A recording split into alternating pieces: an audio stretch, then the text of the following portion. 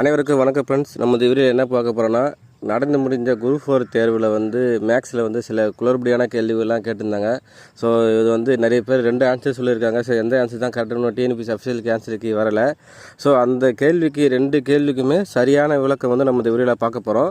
So இந்த 2 கேள்விக்குமே நீங்கள் என்ன ஆன்சர் பண்ணீங்க, ஸோ சரியான ஆன்சர் பண்ணீங்கன்னா கமெண்ட் பண்ணுங்கள். இல்லை நான் தவறாக ஆன்சர் இந்த ஆன்சர் தான் பண்ண சொல்லிட்டு அதையும் கமெண்ட் பண்ணுங்கள். இந்த 2 கேள்விக்கும் எப்படி கேட்டிருக்காங்க சொல்லிட்டு நம்ம விளக்கம் எக்ஸ்பிளேஷன் கொடுக்க போகிறோம். ஃபஸ்ட்டு கேள்வி பார்த்திங்கன்னா, ஒரு புத்திசாலி மனிதன் மூட்டைக்கு 30 மாம்பழங்கள் வீதம். இதில் இந்த கேள்வியில் எங்கே ட்விஸ்ட் இருக்குன்னா, இந்த புத்திசாலி மனிதனுக்கு பார்த்தீங்களா, இங்கே தான் ட்விஸ்டே இருக்குது. இந்த புத்திசாலி மனிதன் தான் ட்விஸ்ட். இந்த கேள்வியில் அவங்க என்ன சொல்கிறாங்கன்னா, ஒரு புத்திசாலி மனிதன் மூட்டைக்கு 30 மாம்பழம் வீதம் 30 மூட்டைகளை எடுத்து செல்கிறார். ஒவ்வொரு சுங்கச்சாவடி தாண்டும் பொழுது மூட்டைக்கு 1 மாம்பழம் தர வேண்டும். அப்போ 30 சுங்கச்சாவடியை தாண்டும் பொழுது அவனிடம் எத்தனை மாம்பழங்கள் மீதி இருக்கும்? எல்லாரும் என்ன பண்ணிட்டாங்கன்னா, ஜீரோ ஆன்சர் 0 போட்டாங்க. ஏன்னா எதுவுமே இருக்காது.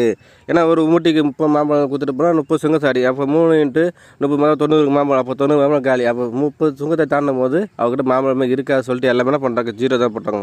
ஆக்சுவலாக அப்படி கிடையாது. என்னென்னா, புத்திசாலி மனிதன் அதெல்லாம் படிச்சுக்கணும். நீங்கள் புத்திசாலி மனிதன் என்ன பண்ணுவான்னா, 3 மூட்டை எடுத்துகிட்டு போகும்போது என்ன பண்ணுவார்னா, ஃபஸ்ட்டு சுங்கச்சாவடியில் போகும்போது 3 மூட்டைக்கு 1 தான் தரணும் சொல்லிட்டு என்ன பண்ணுவார்னா, ஒரு மூட்டையிலேருந்தே எடுத்து கொடுத்துருவார். நல்லா புரிஞ்சுங்க, ஒரு மூட்டையிலேருந்தே 3 மூட்டை எடுத்து கொடுத்து, அதை 3 மாம்பழம் எடுத்து கொடுத்துருவார். அப்போ என்ன நடக்குன்னா, 10 சுங்கச்சாவடி தாண்டின உடனே 30 மாம்பழம் காலி ஆகிடுமா? 10 சுங்கச்சாவடி தாண்டினா 30 மாம்பழம் காலி ஆகிடும், ஒரு மூட்டையும் காலி ஆகிடும்.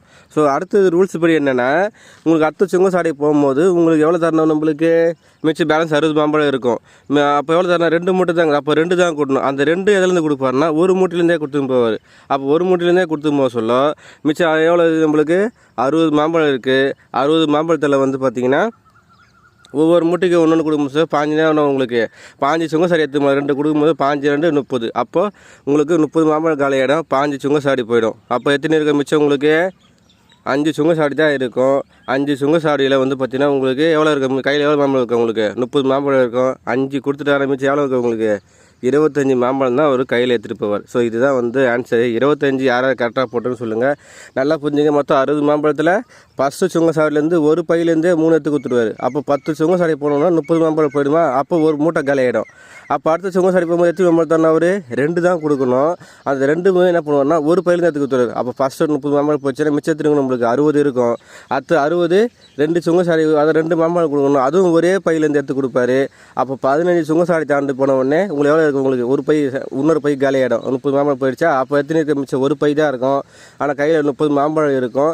எத்தனை சுங்கச்சாவடி இருக்குது? 5 தான் இருக்குது. அப்போ ஒரு சுங்கச்சாவடி 1 தான் கொடுக்கணும். 5 சுங்கச்சாவடி 5 கொடுத்த உடனே பேலன்ஸ் எவ்வளோ இருக்கும்? உங்களுக்கு 25 தான் இருக்கும். ஸோ யார் கரெக்டாக ஆன்சர் பண்ணுங்க சொல்லுங்கள். பட் ஆன்சருக்கு பார்த்திங்கன்னா உங்களுக்கு 25 தான் வரும். அடுத்த கேள்வி பார்த்திங்கன்னா, சண்டே = 2, டியூஸ்டே = 3, தேர்ஸ்டே = 2 எனில் மண்டேவின் மதிப்பு என்ன? ஸோ இது எல்லாருமே நிறைய பேர் பார்த்தீங்கன்னா கன்ஃபியூஸ் குழம்பிட்டாங்க. என்ன எதை வச்சு கொடுத்துருக்காங்கன்னா, இந்த வெவல் சவுண்டு சொல்லுவாங்க பார்த்தீங்கன்னா, AEIOU, இதான் வெவல் சவுண்டு. ஸோ இதை பேஸ் பண்ணி தான் கேட்டிருக்காங்க. ஃபஸ்ட்டு சண்டேயில் வெவல் சவுண்டு எத்தனை இருக்குது நம்மளுக்கு? AU. அப்போ UA தாங்க. அப்போ எவ்வளோ? 2 ஆன்சர் கரெக்டாக. அடுத்தது டியூஸ்டே எவ்வளோ இருக்குது? UA இருக்குது. அப்போ எவ்வளோ? UAE இருக்குது. அப்போ எத்தனை இருக்குது? நம்மளுக்கு 3 இருக்குது. அப்போ 3 வந்துச்சுங்களா? தேர்ஸ்டேல எத்தனை இருக்குது? UA. அப்போ 2 இருக்குது. அப்போ மண்டேயில் எத்தனை இருக்குன்னா, மண்டேயில் AO எவ்வளோ இருக்குது? 1 இருக்குது. A 1, அப்போ 2. அப்போ மண்டே ஆன்சர் தான் நம்மளுக்கு 2 தான். நிறைய பேர் பார்த்தீங்கன்னா இதுவும் தவறாக தான் போட்டுருந்தாங்களே.